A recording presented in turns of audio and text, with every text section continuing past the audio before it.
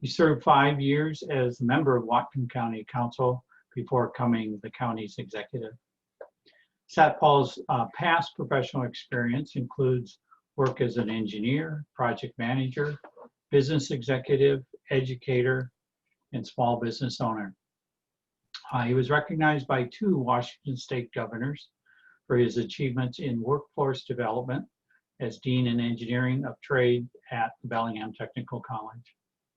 He is a Fulbright Scholar and holds a BS in Electrical Engineering and an MBA. Satpal has dedicated thousands of volunteer hours to such organizations as the Northwest Agricultural Business Center, Bellingham Police Chief Diversity Committee, St. Joe's Hospital Ethics Committee, and the Whatcom Counseling and Psychiatric Clinic. He is also a founding member of the Meridian Public Schools Foundation and currently serves on the board of the Whatcom Community College Foundation. Satpal grew up in India and spent some time working in Canada before moving to Whatcom County in 1988. He and his wife, Mandir, married for 40 years, have lived in Linden for 30 years. They have 3 grown sons who attended Meridian School. So Satpal, welcome to Rotary Club of Bellingham, and you have the floor. Thank you very much. And I very much appreciate giving me this opportunity to talk about Whatcom County.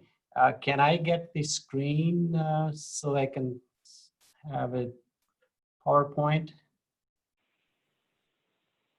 You should be enabled already, Satpal. Do you want to try it first? Or? Okay, let me try that.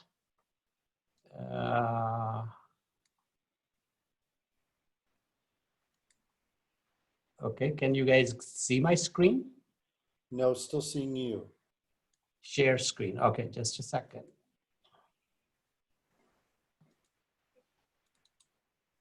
There it comes. There you go. All right, you can see it now. Thank you. Okay, let me just do the slideshow so that we can. Okay, so everybody can see it? Yep. Yes. Okay, wonderful.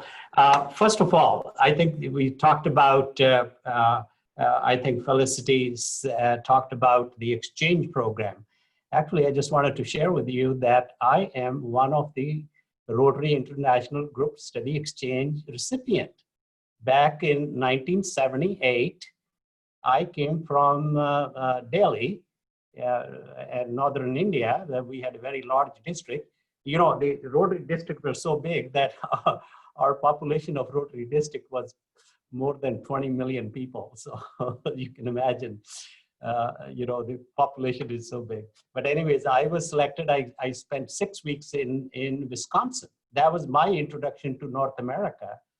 And I'm so ever thankful to Rotary. Then I went back and came back to Canada. So anyways, I think that what I would like to do is go through these things quickly, because I rather engage with the members and have question answers. And I see Pete is here. Pete, thank you very much for being here today. And he is one of the county executive for almost longest term, I believe, in our county, and has a lot of knowledge, and I need to learn. I think I've been here like 8 months, and out of that 6 months have been COVID related. So, I think that the first thing I want to talk about is that looking at our country and our community, everything, I want to remind people that we have more in common than what divides us. And we have more like 80%, we agree on things almost 80%, and we disagree on 20% of the things, whatever one can imagine. But we spend 80% of our time on those 20% things. So I just would like to remind people that, yes, we have more in common than what divides us. The second thing is, working together, we can achieve something bigger than all of us, which we may not perceive or create as individuals. I think this is what I found in my life. I have lived in 3 different countries, speak 4 different languages, meet lots of people, traveled all over the world. But I think that the basic is that working together.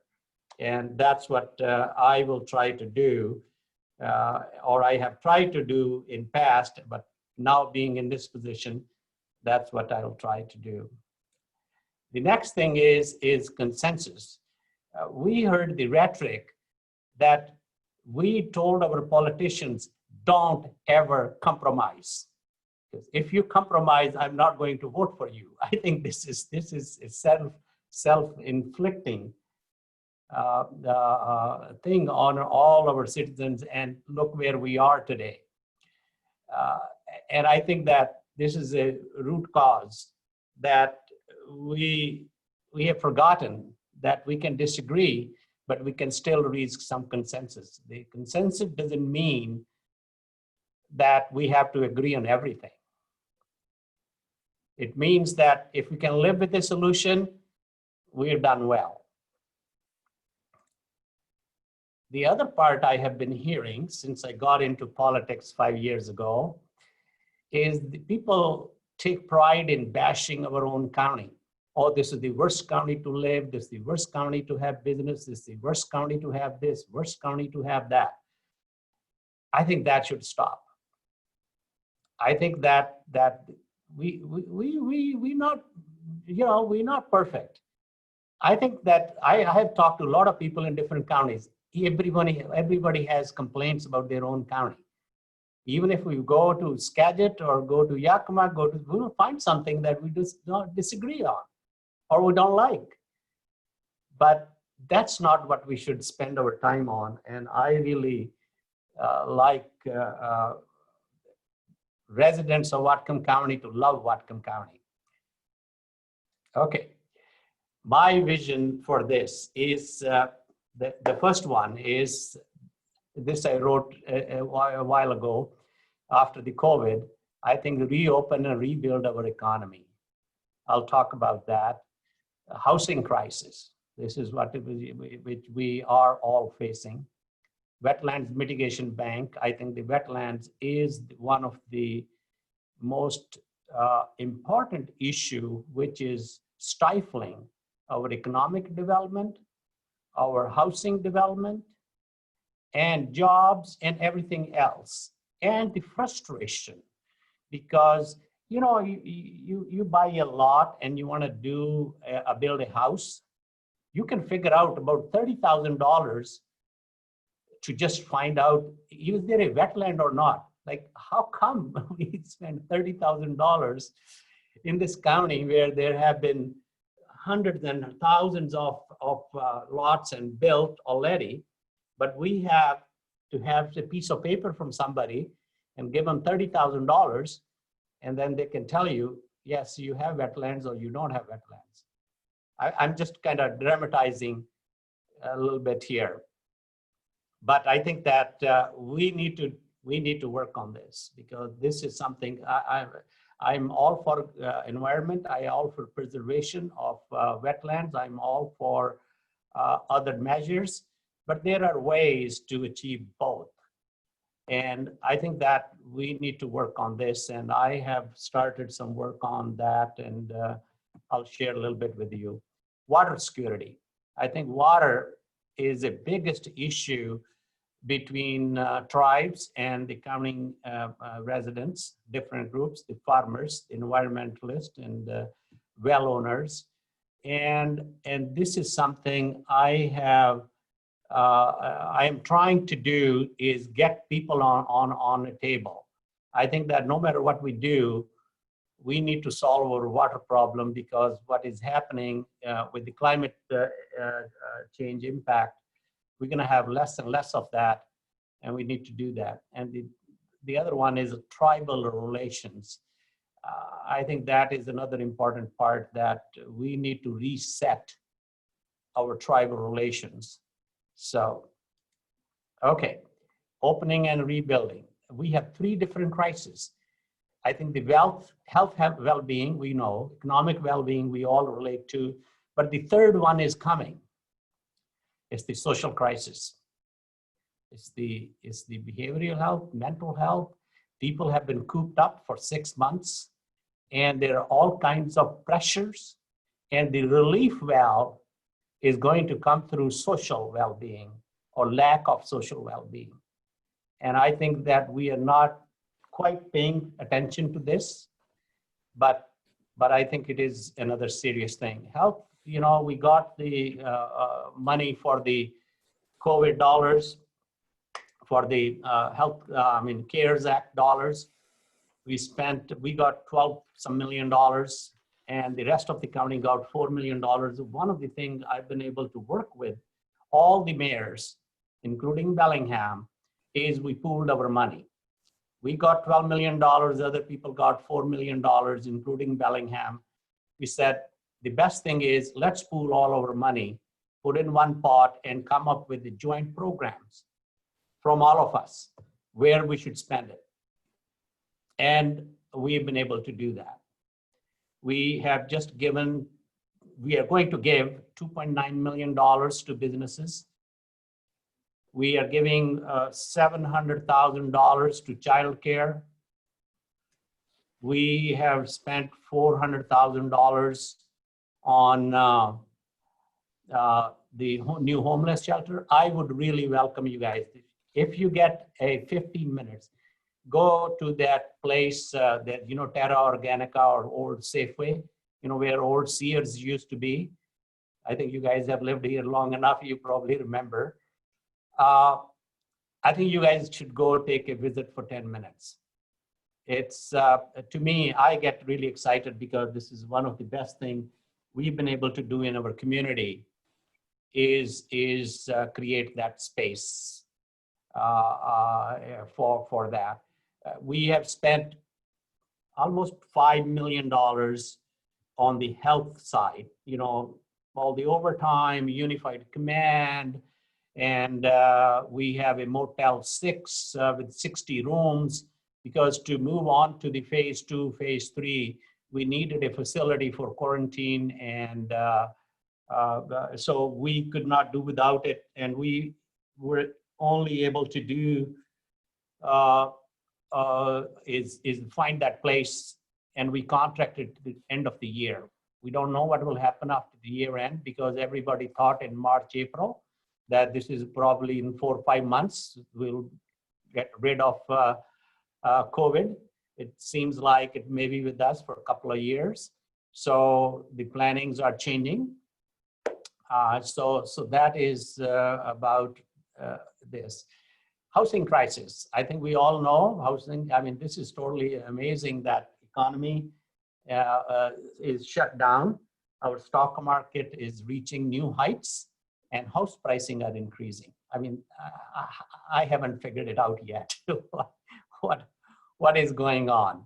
And it could be the intervention which is happening, and we don't know what can happen after election.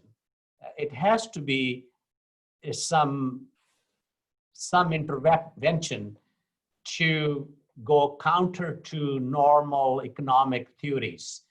But anyways, I'm not an economist. I'm just guessing that, and it is something that we must keep in mind. So workforce housing, we have people who have good jobs. A family making $100,000 can't buy a house. That's something we need to work on. The affordable homes for people with low income, of course, that we all know about. And homeless, the shelter and housing for the vulnerable people. I think that short term is within the next 2 to 5 years, and we can do something and explore the solutions. What the government can do. A lot of people say, you know, if you lower your permit fees, I think that will stimulate this. I am all for that, but how are you going to fund the government? Because how did we reach that it takes $30,000 to get permits from a city? How did we get there? Because we didn't want to tax people. People don't like taxes, but they are willing to pay back door. They said, well, the user pay. This was the theory given to us 30 years ago, user pay. And now user is paying, and then we are frustrated. I think that this system of sales tax and property tax being the only ways to fund local governments need to have a revision. We don't make our income like we used to in 1950s or 1920s. Our income is not that way, and our income is made in many different ways, and there is no contribution to your local government from that, only sales tax or property tax, because back in 1920s, everybody owned property, 100%. And everybody had to go buy local market and buy. We don't buy local anymore, just by design. It has changed. And the economy, the social environment, our economic environment is changing much faster than the governments are. And we're not looking back at that how can we make it so I think that what government can do and help in housing is land use policies, infrastructure development. We have EDI, and we can do that.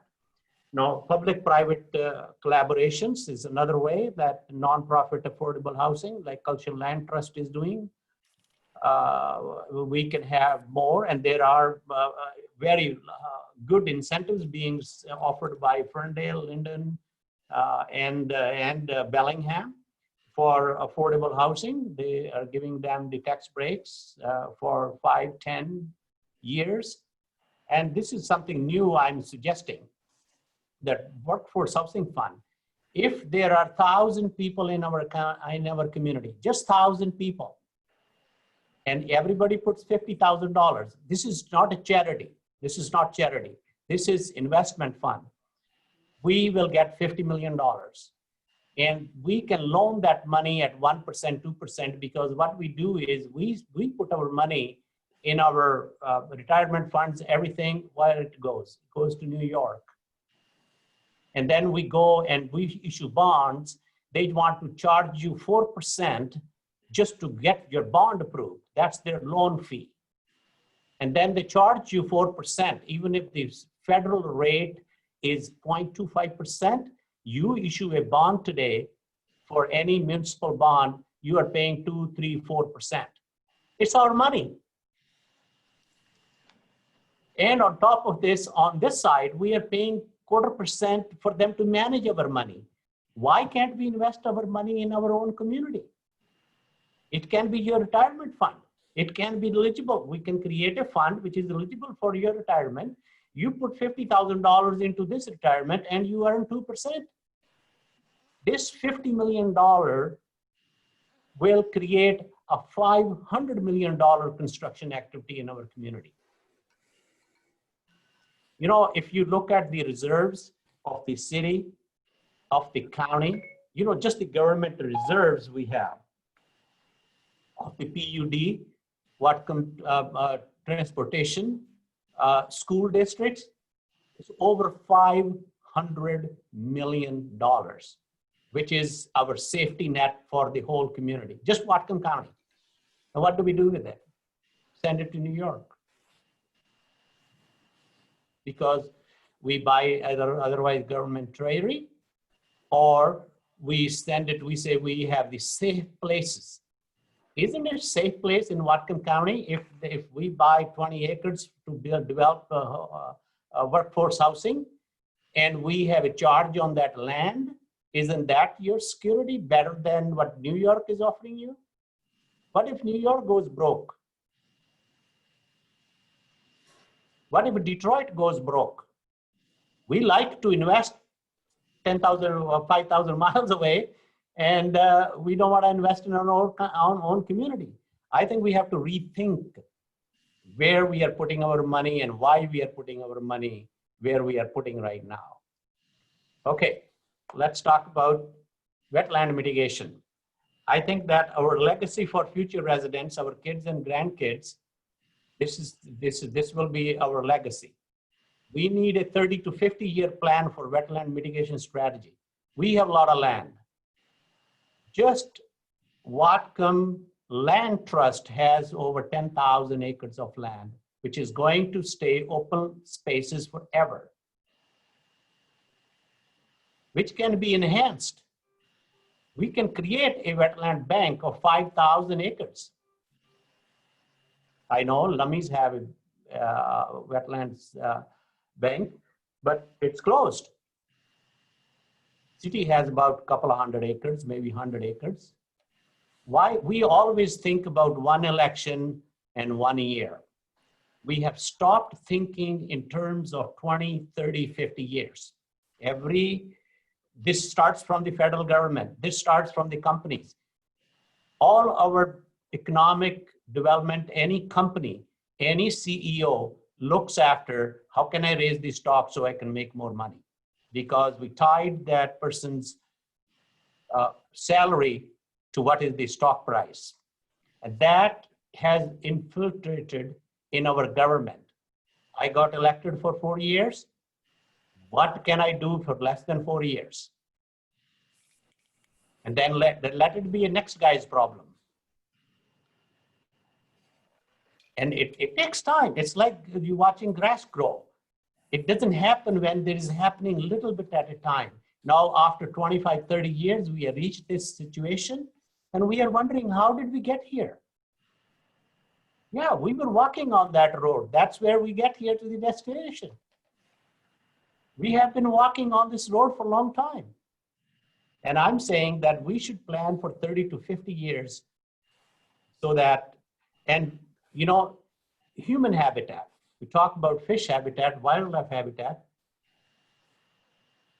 What is happening? It's a human habitat which is encroaching everything.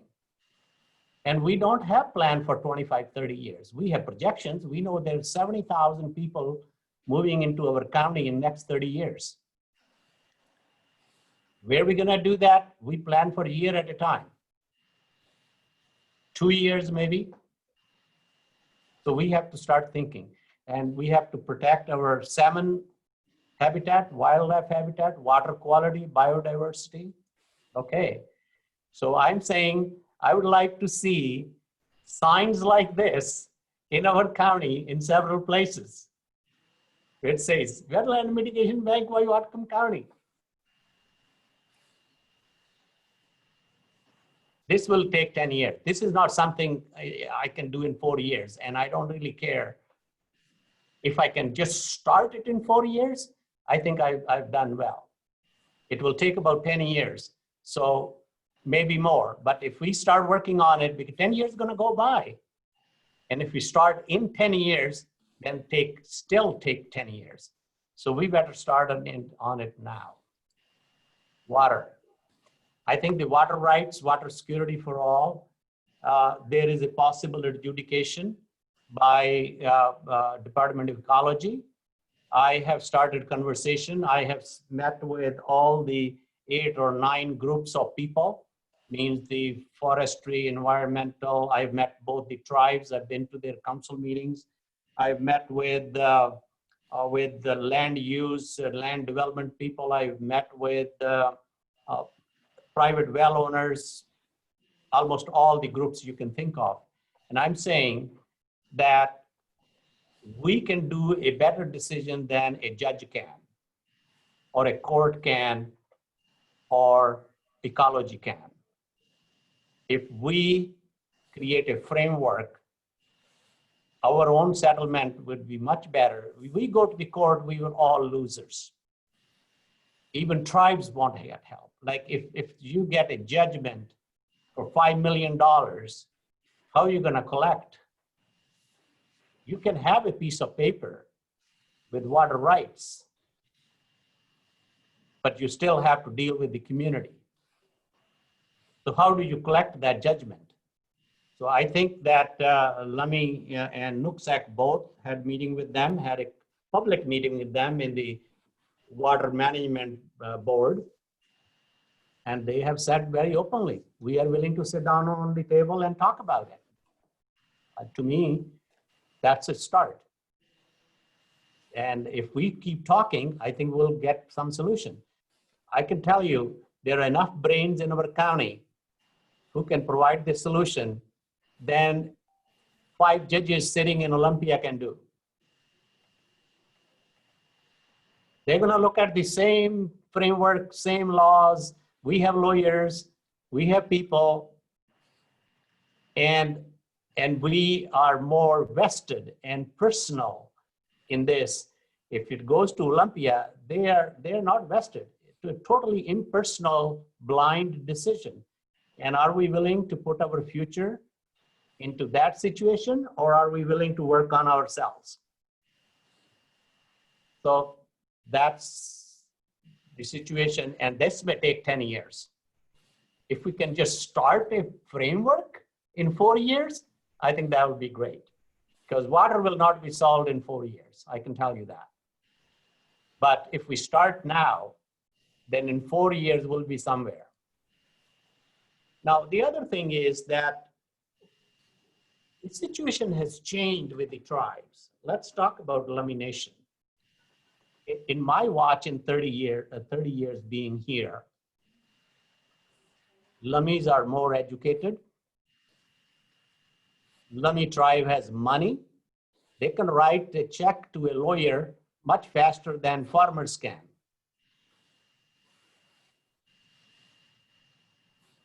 Their council average age is less than 30 years old. Almost everybody is a university graduate. Northwest Indian College has grown almost 5 times bigger in the last 30 years.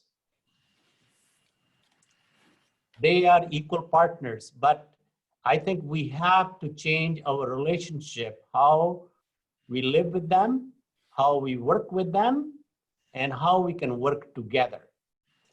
Normally, we talk to them when we need something from them, or they talk to us when they need something from us. So I have presented a proposal to the Lummi Nation LIBC to create a government-to-government local agreement. Whereas we covered our health, the roads, our water, PUD, economic development, all kinds of stuff, whatever our government does and their government does. Why don't we have a collaborative that each department heads can openly and freely meet with each other and know what the other person is doing, or what their plans are, what our plans are. So I think that that's what I have offered them, a government-to-government agreement, a wide-ranging agreement. And of course, it was in mid-February, and then the COVID started.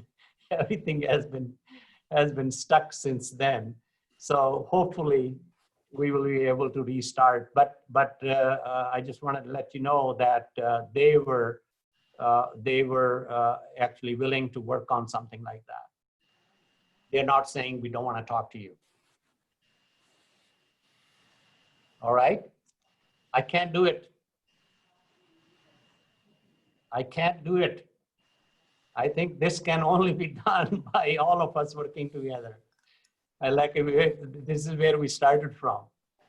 There's no single person who can say, oh, I can make this happen. I think that the position of the county executive is a position as a facilitator.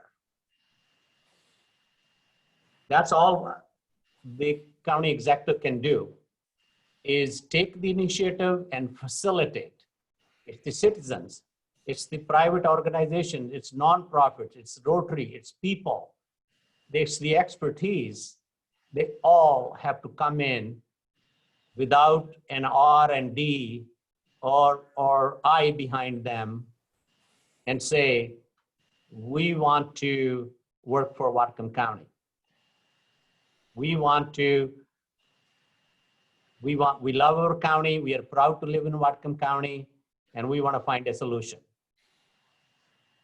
There is no solution which is going to fall from the sky, or some Trojan horse is going to come here and say, hey, here is your solution, go use it.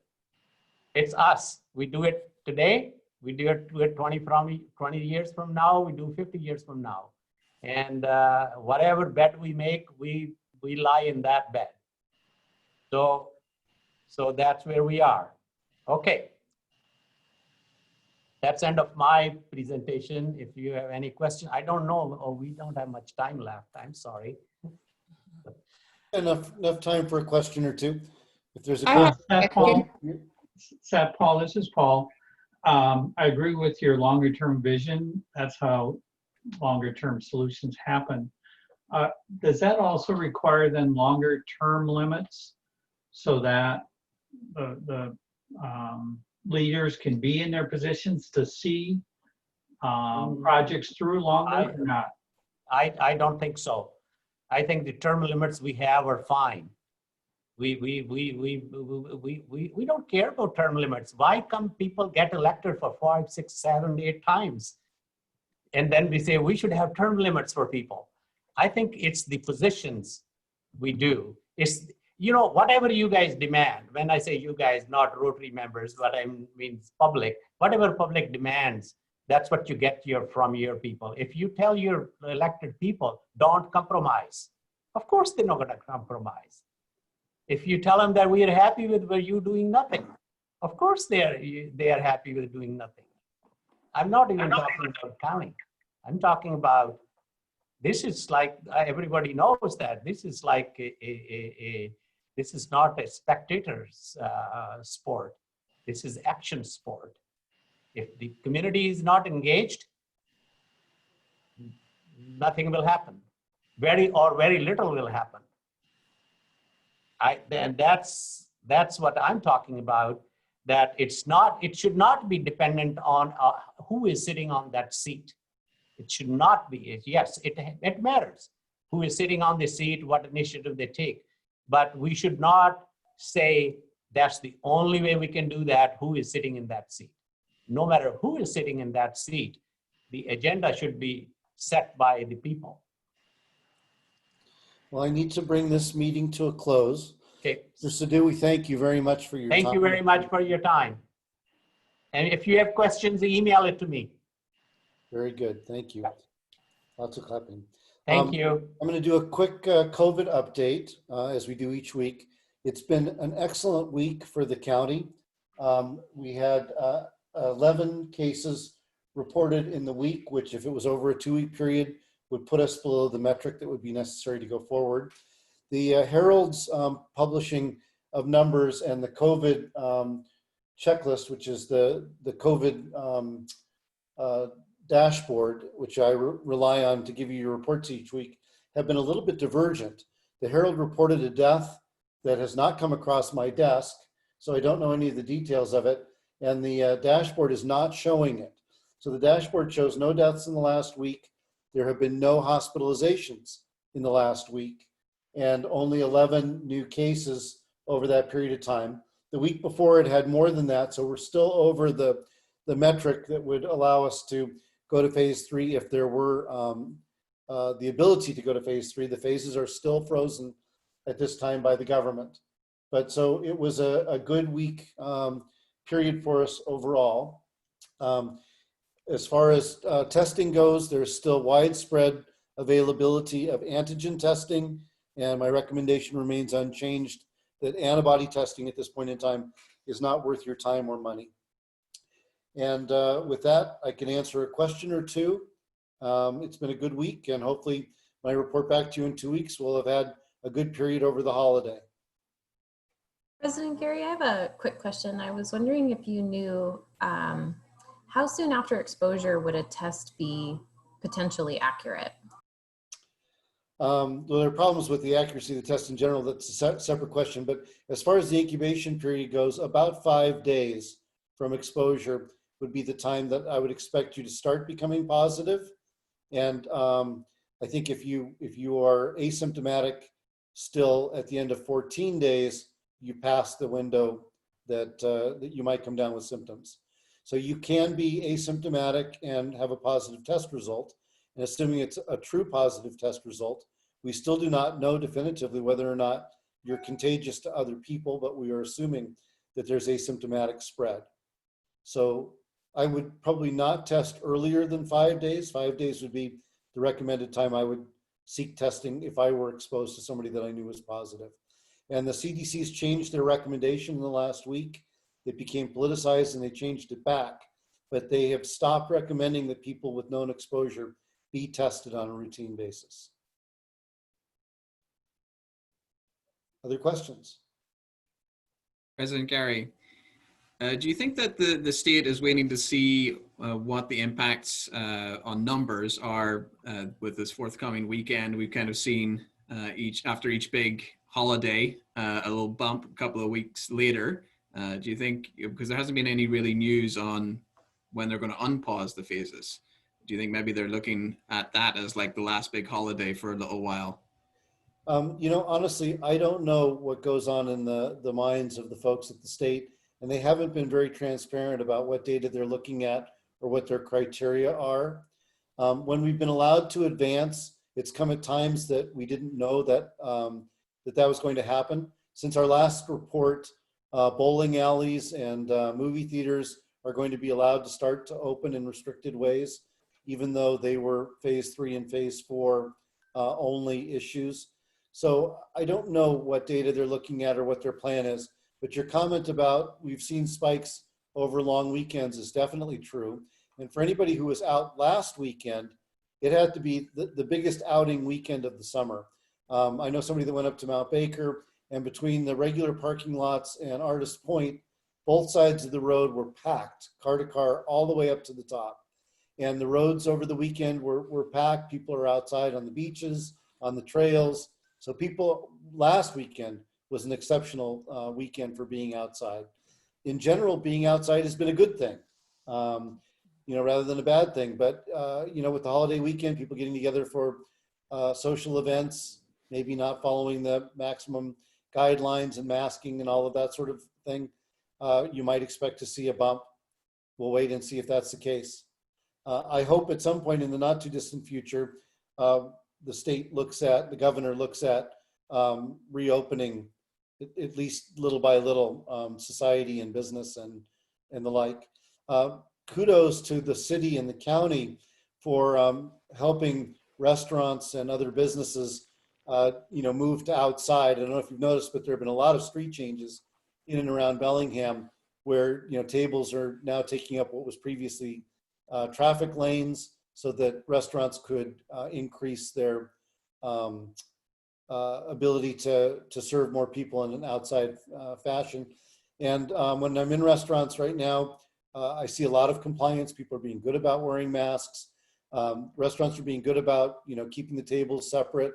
And, you know, I think that the county has really stepped up and been quite cooperative, especially in comparison to other places in the country. So, you know, I think we're doing what's asked of us, and I hope that soon we can return to some aspect of normalcy. We probably should go ahead and bring it to a close with that. I'd like to thank everybody that made this meeting possible. Our excellent program by the county executive, brought forward by our program chair, Paul Gray. I'd like to thank our greeters, John Dunn, Sandy, and myself, Mark Middle for overseeing AV, John Dunn for the Tatler this week, Steve Bann is a Tatler editor. I sort of covered the Minister of Fun on the fly, Rick Kaiser for the National Anthem, Jen for doing our invocation, and Susie for doing the book review. With that, I hope everybody has a wonderful long weekend next weekend. Take care of each other, take care of yourselves. See you back in 2 weeks, and thank you for being Rotarians. With that, we're adjourned. Bye, everybody.